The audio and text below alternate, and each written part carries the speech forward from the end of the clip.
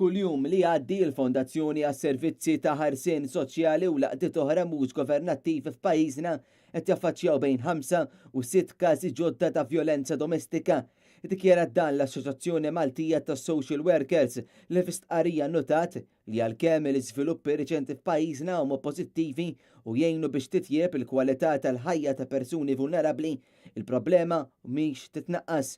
Jingħad li liġi attwali għandha tirrikonoxxi li wieħed jirrapporta każi ta' vjolenza bbażata fuq il-ġeneru u ta' vjolenza domestika, iżda fl-istess waqt is-soċjetà ta' ferm il-bot milli tadotta tolleranza żero għal vjolenza.